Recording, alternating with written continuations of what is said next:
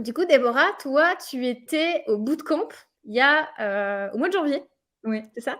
ouais. Comment, où est-ce que tu en étais au mois de janvier? C'était quoi ton parcours qui t'a amené jusqu'au bootcamp? J'étais fraîchement, reconvertie, hein, parce que du coup, je suis, quelqu'un qui a fait une reconversion pro et pour devenir graphiste et du coup, j'étais fraîchement reconvertie. J'avais été diplômée, fin décembre et bah, j'étais en train de lancer ma petite entreprise, enfin, en train de me lancer en freelance, Ouais. un peu par la force des choses, parce que j'avais pas du tout prévu ça comme plan à la base, mais bon, voilà.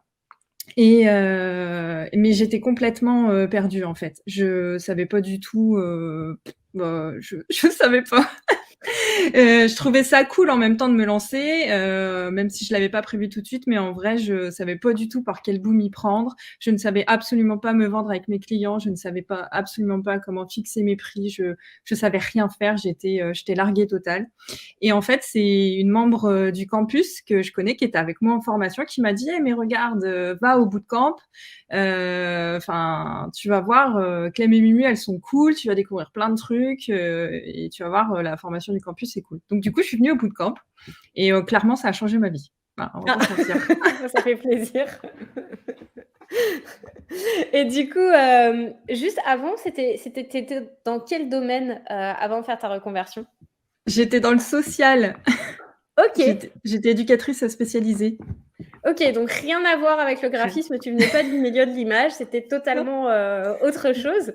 Et le bootcamp, qu'est-ce que ça t'a apporté dans ta réflexion déjà? Qu'est-ce qui a changé pour toi quand, tu as commencé à suivre le bootcamp? Déjà, je me suis rendu compte qu'il y avait plein de gens comme moi, en fait, qui se posaient les mêmes questions, donc je me suis sentie, déjà beaucoup moins seule. Ça rassure quand même de se dire qu'on n'est pas juste une cruche en fait seule au monde. Non, mais enfin voilà. Et puis bah de live en live en fait je découvrais des choses et il y avait plein de lumières qui popaient dans ma tête et je me disais mais ça c'est trop intéressant, ça c'est trop utile, il faut que je fasse ça. Enfin voilà. J'avais l'impression déjà de up chaque soir en fait. Donc enfin en fait moi de toute façon j'ai été convaincue de prendre le campus, de rentrer dans le campus en milieu de bootcamp. Donc je pense que j'ai fait partie des premiers qui ont pris le campus, je crois, sur ce bootcamp. Donc voilà. Et qu'est-ce que ça a changé pour toi finalement là par rapport à ton projet entrepreneurial? Comment ça s'est passé?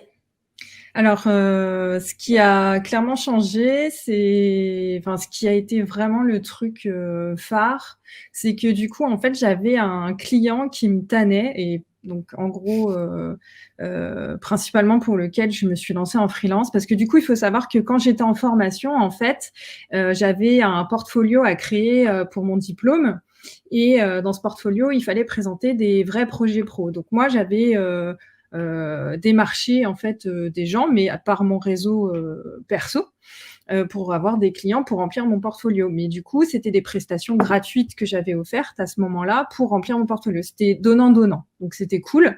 Et en fait, parmi ces prestations, enfin parmi les clients que j'avais en gratuit, il y en a deux qui ont voulu continuer avec moi après, donc pour qui je me suis lancée en fait, dont un gros et eux, ils m'ont poussée, fort et donc parce que du coup, c'était un gros chantier, du coup, qui me demandait de continuer et mais je savais pas du tout, comment le gérer, en fait, comment le cadrer, ce chantier-là et en rentrant dans le campus, clairement, ça m'a aidée à charbonner de fou parce qu'on parlait compétences entrepreneuriales, c'est clairement des trucs que j'avais pas. Comment construire son offre, comment, fixer ses tarifs, enfin, calculer la rentabilité d'un projet, enfin tout ça, j'avais rien. Autant je connaissais mon client sur le bout des doigts, mais autant je savais pas cadrer mes idées, les organiser pour pouvoir les présenter à mon client et qu'il adhère. Et tout ça, c'est des outils que j'ai trouvés dans le campus avec les cours. Et ça m'a grave aidé parce qu'en fait, donc j'ai fait ma petite présentation et tout, j'ai charbonné de ouf hein, pour le faire parce que du coup j'avais le client qui était ultra pressé, donc j'ai charbonné de ouf sur les cours et tout, les exercices et tout pour tout faire. Et en fait, ce qui s'est passé, c'est que grâce à toutes les ressources en fait que toi, Clem et Mumu, vous mettez à notre disposition avec les cours et tout, j'ai fait ma présentation et tout. Et en fait, mon client, ils ont choisi la 3e offre, en fait, enfin la plus grosse du coup, que j'ai faite. Parmi les 3 qu'il y avait, ils ont pris la plus grosse et j'y croyais mais tellement pas en fait, parce que je sais pas, enfin parce que j'y croyais pas en fait. Je me suis dit s'ils prennent la première, c'est cool, enfin ça sera super quoi. Et ils ont pris la plus grosse. Et le pire, c'est que ils ont fait des choix budgétaires en fait chez eux. Ils ont réaligné des budgets, etc., pour pouvoir prendre ma plus grosse offre en fait, pour investir chez moi. Waouh. Et ça, j'ai trouvé ça encore plus dingue en fait. Parce Voilà. qu'en fait, ils n'avaient pas mis ce budget-là prévu et vu que Ouais. tu avais vraiment bien présenté ton offre, ils se sont dit non, attends, on va aller Ouais. chercher des sous ailleurs pour pouvoir le C'est faire. ça, exactement. Du coup, c'est un Donc, contrat long terme avec eux, c'est ça que ouais, tu c'est fais? un contrat de 6 mois du coup qu'on a signé, donc dingue. Donc ouais. Voilà, ça a été hyper efficace. Tu arrêtes tes études en décembre, en janvier, tu signes un contrat de un contrat Ouais. de 6 mois. C'est pas Ouais. mal, c'est quand même Ouais, sympa. ouais, c'est assez dingue. Est-ce que tu as présenté ton devis? Alors, oui, mais ça vient après parce que du coup, en fait, je fais ma grosse présentation où, du coup, je reprends tout le projet, en fait.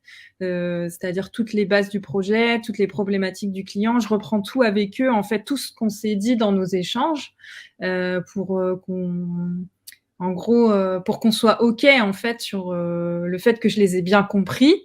Et souvent, je rajoute des petits trucs, pour leur montrer que je les ai bien compris. Par exemple, là, du coup, mon client, en l'occurrence, c'est un lycée, privé professionnel qui fait aussi CFA, centre de formation. Et du coup, dans leur problématique, c'était que là, sur les dernières années, c'était eux en majorité qui géraient leur communication. Mis à part sur les journées portes ouvertes où ils déléguaient ça à des agences, mais du coup, ils prenaient une agence différente chaque année, ce qui fait que ça n'allait pas parce qu'il y C'était avait le bordel. il y avait zéro cohérence, donc voilà. Ils avaient un logo des fin des années 80, enfin bref, rien qui allait. Et tout le reste, c'était du fait maison. Donc, il n'y avait aucune ligne directrice, enfin bref. Et en plus, du coup, vu que c'était fait en interne, du coup, en fait, ça prenait beaucoup de temps au personnel, en fait, qui était attribué à ces tâches, alors qu'ils avaient déjà leurs propres tâches à gérer, notamment la secrétaire de direction, avec qui je suis en lien sur le projet, qui déborde déjà de tâches de manière générale et qui se tapait en plus ça. Et ça, du coup, je l'avais relevé dans plusieurs des échanges qu'on avait, qu'elle était tout le temps débordée. Et ça, je l'ai vraiment souligné sur le fait que j'allais pouvoir les soulager. Un des objectifs, c'était de les soulager, en fait, et en leur rappelant que un salarié heureux, c'était un salarié productif. Je l'avais dit, ça les a fait sourire. Et pendant la présentation, parce que je l'ai fait en visio, la secrétaire de direction, elle a fait un bond dans son siège et elle a regardé son directeur, elle a dit « c'est ça ». Donc, c'était une flèche en plein cœur, quoi. Et je me Donc, souviens que justement au moment où tu montais ton offre, je t'avais un peu challengé sur cette partie-là où je ouais, t'ai dit mais attends, c'est quoi vraiment le cœur du besoin et tout. Et ça t'avait bien, ouais, t'avais été en mode ah ouais trop bien. Et là tu as sorti toutes les idées justement des problèmes qu'il avait pour essayer de recentrer ouais, sur ton projet. Et du coup ils ont signé. ouais, C'est trop cool. Je me souviens parce que toi, tu as signé très, très rapidement derrière, justement. ouais. Alors, attends. Alors, il y a quelqu'un qui dit bravo pour ce parcours. Est-ce que c'est pas une technique, justement, de proposer 3 tarifs? Le client va rarement oser prendre le moins cher. Non, pas forcément. Non, il y a des clients qui vont prendre le moins cher. En fait, ça permet d'éviter la négociation.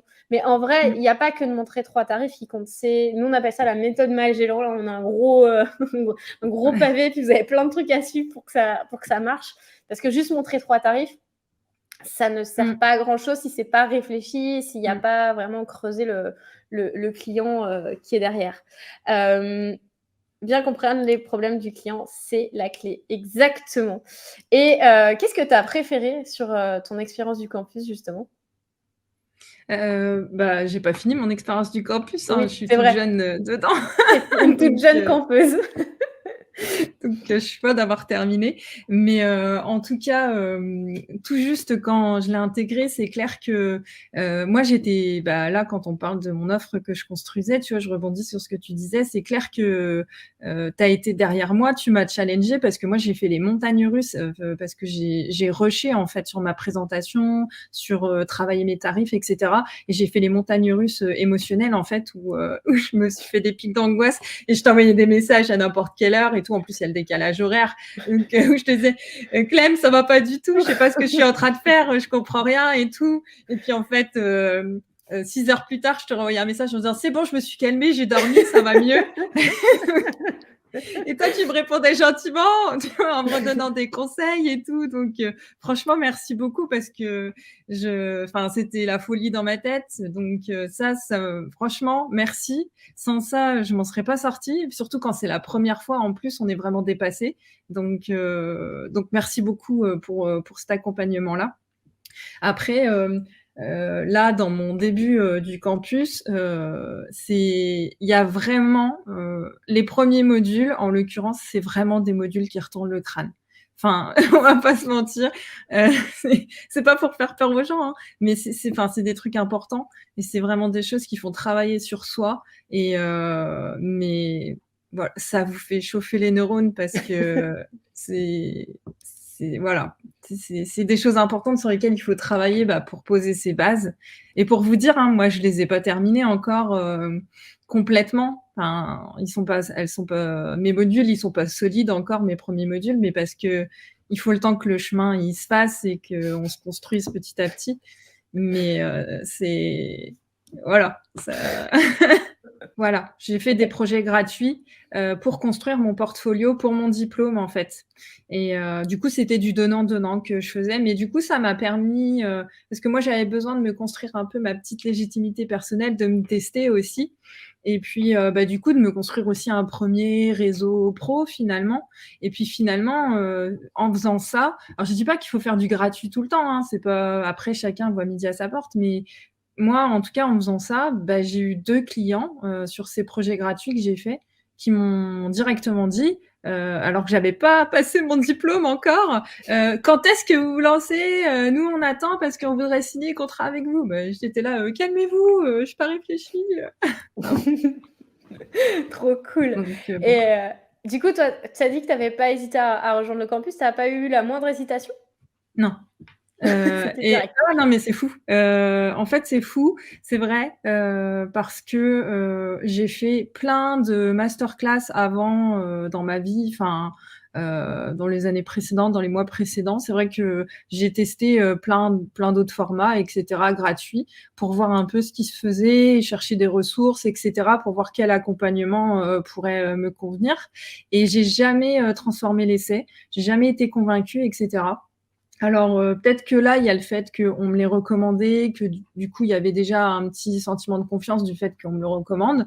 Mais en plus, dans le bootcamp, moi, je trouvais qu'il y avait déjà vraiment beaucoup plus de ressources qu'on nous offrait déjà pour démarrer. Enfin, je trouvais que vous donnez quand même beaucoup de choses dans le bootcamp pour nous, tout simplement. Sans faire de la vente acharnée. Et puis ça dure quand même plusieurs jours, quoi. Alors que d'habitude, c'est une masterclass et je te vends ma formation à la fin, quoi. Et là, c'est quand même sur plusieurs jours avec plein de conseils, plein de ressources, plein de trucs actionnables tout de suite. Moi, j'étais convaincue effectivement très très rapidement. Vous êtes super humaine, vous êtes super proche des gens.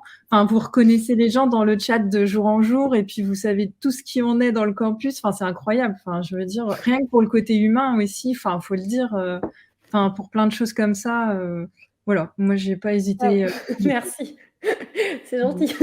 Non, mais C'est faut le super. dire. Hein, après, voilà. Moi, c'est comme ça que je le ressens en tout cas. Et c'est ce qui me fait du bien d'être dans ce campus et d'y rester en tout cas. Donc non, je regrette pas une seconde. Donc, C'est sûr que c'est un partage de ouf déjà rien que dans le bootcamp. Bah, merci beaucoup, ça c'est dingue et qu'est-ce que tu dirais justement à quelqu'un qui hésiterait à rejoindre le campus aujourd'hui? Je vois qu'il y en a plusieurs qui sont super partants, mais Ouais. tu as peut-être, des personnes qui se disent: «Est-ce que ça sera fait pour moi ou pas?» Tu aurais un petit mot pour eux, pour eux, tout simplement? Ben, c'est fait pour vous si vous hésitez à vous lancer, si vous avez peur de vous lancer, mais que vous en avez envie, c'est fait pour vous. Vos peurs, elles vont sauter dans le campus. C'est module après module, elles sauteront, on va vous aider. Moi, toutes les miennes, elles ont pas sauté encore, mais j'avance, hein, petit à Tu petit. avances tranquillement. Il y a les équipages aussi qui vous aident pour ça. Moi, j'ai fait je viens de finir mon premier équipage et c'était vraiment super. Ça m'a vraiment beaucoup aidé. Donc, je suis toujours en contact avec les filles avec qui j'étais. Donc, c'était vraiment trop cool.